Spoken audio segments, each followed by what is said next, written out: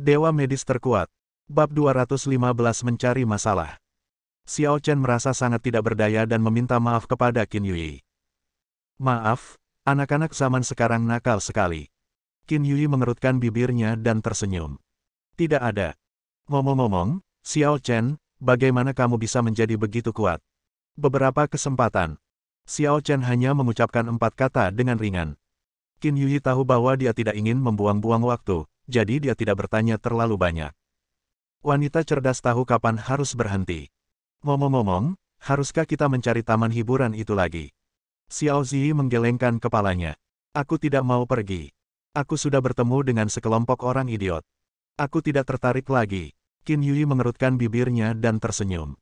Gadis kecil, kamu anak yang pintar. Ayo kita kembali, di luar sudah sangat malam. Mobil baru saja tiba di rumah dan beberapa orang belum sempat keluar ketika ponsel Qin Yui berdering lagi. Qin Yui melirik ide penelepon di layar dan segera menjawab. Halo. Saudari Huang, mengapa Anda menelepon saya saat ini? Raungan marah segera terdengar dari ujung telepon yang lain. Qin Yui, apakah kamu sudah gila? Atau kamu pikir hidupmu masih terlalu panjang? Qin Yui benar-benar bingung. Ada apa? Kakak Huang. Kamu masih berani bertanya padaku apa yang terjadi? Apakah kamu bersama seseorang hari ini dan membunuh tuan muda keluarga Wang, keluarga Chen, dan keluarga Liu? Apakah kamu tahu bahwa keluarga besar ini sekarang mencari kamu dan pria itu? Bos besar kita Yun Liancheng siap untuk mengakhiri kontrak denganmu. Tidak ada yang bisa melindungimu, dan kamu akan mati tanpa tempat pemakaman. Apa katamu? Wajah Qin Yui berubah dan menjadi sangat jelek. Apa yang kukatakan? Kau tuli atau apa? Kau sudah membuatku begitu banyak masalah kali ini. Sebaiknya kau tidak bersembunyi. Jika kau membuatku kesulitan, aku akan menemukanmu bahkan jika aku harus pergi ke ujung bumi dan mengulitimu hidup-hidup. Setelah mengatakan itu, orang di ujung sana menutup telepon, dan Qin Yui menatap Xiao Chen tanpa daya. Xiao Chen, mereka bilang keluarga Wang dan keluarganya sedang mencari kita sekarang. Apa yang harus kita lakukan? Haruskah kita lari dan bersembunyi? Xiao Chen sedikit mengernyit dan mendesah panjang. Aku tahu orang-orang idiot ini akan membuatku mendapat masalah. Apa yang harus kita lakukan? Xiao Chen, apakah kita akan dibunuh oleh mereka? Xiao Chen berkata dengan tenang. Tidak apa-apa. Aku akan keluar sebentar. Tolong jaga putriku sebentar dan tunggu aku di rumah. Qin Yui mengangguk, dan Xiao Chen mengusap kepala kecil Xiao Zi. Sayang, tinggallah di rumah dan bermainlah dengan bibi Qin. Ayah akan pergi keluar untuk melakukan sesuatu sebentar lagi. Dia akan segera kembali. Xiao Zi melambaikan tangan kecilnya yang gemuk seolah dia sudah terbiasa dengan hal itu. Pergi, pergi. Kembalilah segera. Setelah itu, Xiao Chen meminjam Porsche milik Qin Yui, melakukan 2 drifting yang keren, dan melaju keluar dari gerbang komunitas. Qin Yui tampak khawatir. Apa yang akan dia lakukan? Apakah dia akan mencari keluarga-keluarga itu? Xiao Zi melambaikan tangannya. Jangan khawatir. Ayahku sangat kuat. Dialah satu-satunya yang bisa mengalahkan orang lain, dan tidak ada orang lain yang bisa mengalahkannya. Jangan khawatir. Apa yang kau tahu, gadis kecil? Keluarga besar itu pasti memiliki majikan yang lebih tinggi, dan mereka tidak mudah untuk dihadapi. Jika ayahmu pergi ke sana sendirian, itu pasti akan merepotkan. Xiao Zi tidak dapat menahan diri untuk menggelengkan kepalanya dan mendesah. Lupakan saja. Tidak peduli seberapa banyak aku memberitahumu, kamu tidak akan mengerti. Penampilan nakal pria itu membuat wajah cantik Qin Yui berkedut hebat. Tapi apa yang dapat dia lakukan? Dia hanya seorang bintang kecil dan hanya bisa menunggu di rumah dengan patuh. Alasan dia tidak melarikan diri adalah karena dia tahu dalam hatinya bahwa dia tidak bisa melarikan diri bahkan jika dia ingin. Seluruh kundi dipenuhi orang-orang dari keluarga tersebut. Daripada kabur, lebih aman di rumah. Sekarang dia hanya berharap keajaiban akan terjadi. Setelah meninggalkan komunitas, Xiao Chen langsung menghubungi nomor Zheng Feng. Aku beri waktu 10 menit. Pergilah ke rumah kundi Wangmu dan tunggu aku. Setelah mengatakan itu, dia menutup telepon. Mobil sport Porsche itu, bagaikan hantu merah menyala, melaju kencang di jalanan kundi. Pada saat yang sama, jauh di rumah keluarga Wang di kundi, beberapa mobil mewah telah berkumpul. Rolls-Royce, Bentley, Maybach. Tentu saja, di kundi, yang dekat dengan kota ajaib, mobil mewah bukanlah sesuatu yang istimewa, tetapi yang penting adalah nomor plat mobil-mobil ini. Hampir setiap nomor plat kendaraan bermotor berurutan. Di seluruh kundi, hanya ada 9 angka berurutan, dan lebih dari setengahnya muncul di sini. Aula kediaman Wang terang benderang, dan ada beberapa orang yang duduk di aula itu, sosok mereka luar biasa mengesankan. Keagungan yang ditunjukkan orang-orang ini dalam setiap gerakannya cukup membuat orang bergidik. Itulah momentum yang telah dipupuk dalam jangka waktu lama dengan memandang rendah orang lain. Selama bertahun-tahun, tidak ada seorang pun yang berani bersikap tidak hormat kepada keluarga kami. Apalagi membunuh anak-anak kami. Kali ini, Zeyu, Xiaoxing, dan yang lainnya terbunuh. Kita sama sekali tidak bisa membiarkan orang-orang yang melakukannya pergi begitu saja. Kalau tidak, bagaimana keluarga kita bisa bertahan hidup di Kundi di masa depan? Benar sekali. Kita harus memotongnya menjadi beberapa bagian, mengupas kulitnya, dan mencabut urat-uratnya. Baru setelah itu kita bisa meredakan amarah kita. Semua orang membicarakannya, tetapi Tuan Chen tetap mengerutkan kening. Semuanya, kejadian ini sungguh aneh. Siapapun yang berada di Kundi atau daerah sekitarnya dan memiliki sedikit status dan kedudukan pasti tahu tentang keluarga kita. Namun, pihak lain tetap mengambil tindakan. Apakah kalian tidak meragukan identitas pihak lain sama sekali? Tuan Wang berkata, saya sudah mendengar sedikit tentang masalah ini. Saya mendengar bahwa mereka semua mengikuti seorang pria bernama Dr. Ilahi Xiao dari Jiangbei. Dr. Ilahi Xiao punya beberapa pil ajaib. Ya, kami juga sudah mendengar sedikit tentang masalah ini.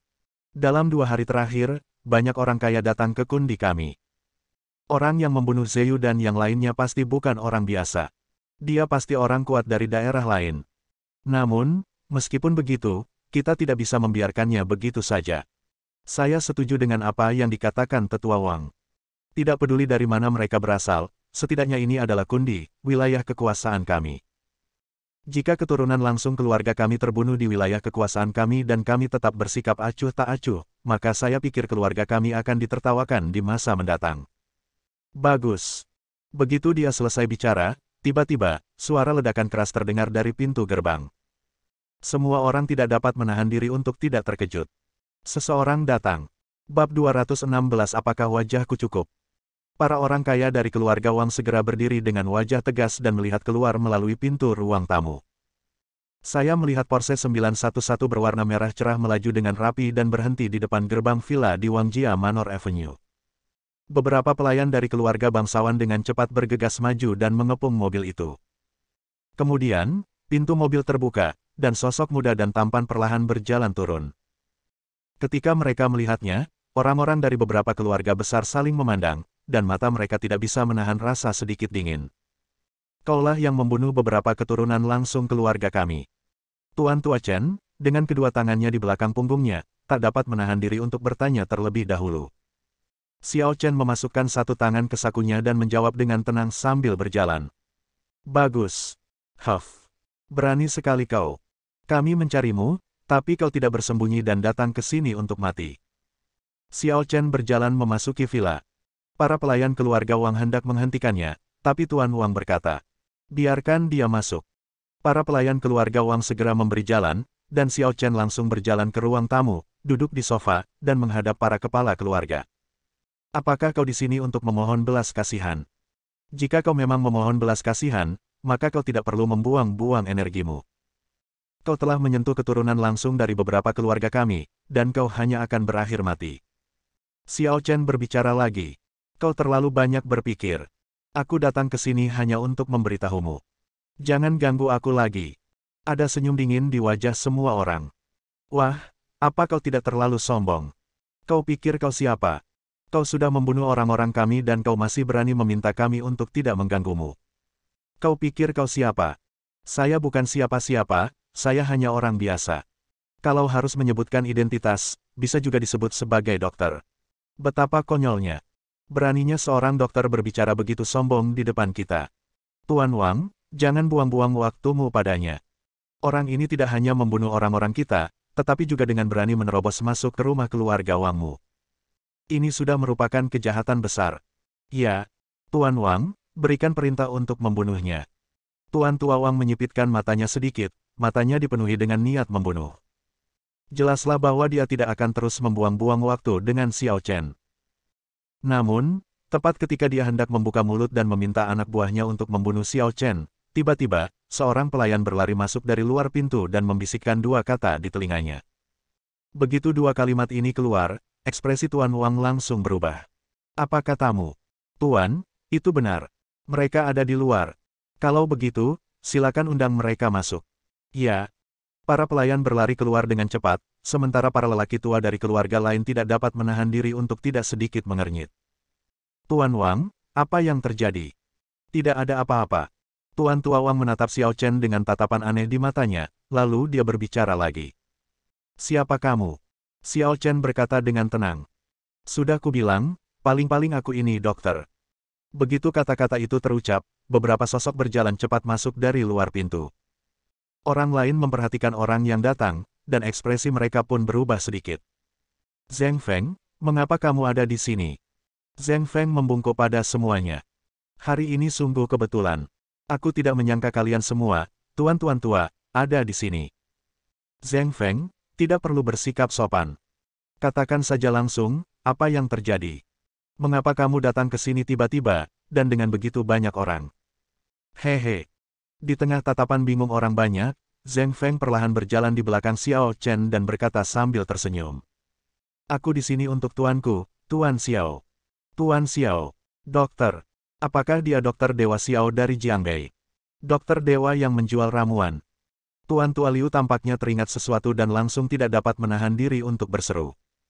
Aku tidak menyangka kalau itu dia. Dia masih sangat muda. Kupikir dokter ajaib itu pasti sudah berusia puluhan tahun. Zheng Feng tersenyum dan mengangguk. Ya, Tuan Xiao, itu adalah dokter ajaib. Saya baru saja mendengar tentang perselingkuhannya dengan beberapa keturunan langsung keluarga Anda. Namun, saya pikir cucu-cucu kesayangan orang tua itulah yang berinisiatif untuk membuat masalah bagi Tuan Xiao. Jadi, mereka dibunuh oleh Tuan Xiao. Mereka hanya bisa menyalahkan diri mereka sendiri karena tidak beruntung. Saya harap orang tua itu dapat membantu saya dan melupakan masalah ini. Begitu kata-kata itu terucap, seseorang langsung berdiri untuk menyatakan keberatan. Tidak. Kedengarannya Anda baik sekali, tetapi bukan anak Anda yang meninggal. Mengapa Anda harus membiarkan kami begitu saja? Dan ada satu hal lagi. Dari mana Anda mendapatkan kepercayaan diri untuk membiarkan kami menghormati Anda? Benar sekali. Meskipun kamu, Zheng Feng, telah melakukannya dengan cukup baik dalam beberapa tahun terakhir, jangan lupa bahwa kamu masih jauh di belakang kami. Zheng Feng tertawa dan berkata, tidak, tuan-tuan, mohon jangan salah paham. Ketika saya meminta Anda untuk menunjukkan muka kepada saya tidak benar-benar bermaksud meminta Anda untuk menunjukkan muka kepada saya.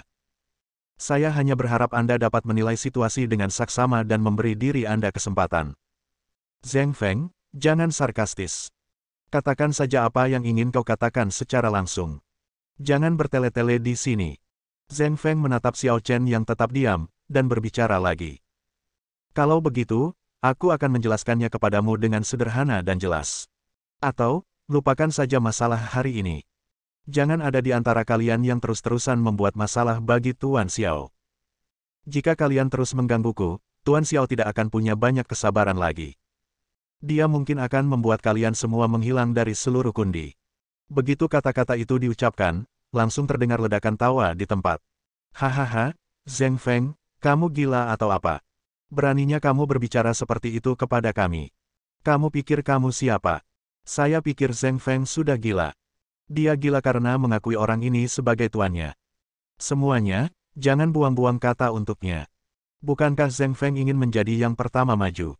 Baiklah, mari kita bantu dia dan singkirkan dia juga. Zheng Feng mendorong sayap hidungnya, dan sudut mulutnya tidak bisa menahan untuk tidak naik. Terus terang saja, semakin banyak orang tersebut bunuh diri, semakin dia menyukainya. Karena ini berarti mereka akan dibunuh oleh Xiao Chen. Dan pada saat itu, orang yang paling diuntungkan pastilah Anda sendiri. Tuan-tuan, mohon pikirkan baik-baik. Saya, Zheng, dengan baik hati mengingatkan Anda, mohon jangan tidak tahu terima kasih. Izinkan saya mengajukan satu pertanyaan lagi, apakah ada yang bersedia menyerah? Orang tua dari keluarga Liu melambaikan tangannya dan berkata dengan dingin. Kamu tidak perlu berpura-pura di sini. Keluarga Liuku adalah yang pertama yang tidak mau berpura-pura. Benar sekali. Keluarga Baiku juga tidak mau melakukan ini. Sama sekali tidak ada ruang untuk negosiasi dalam masalah ini. Bersambung.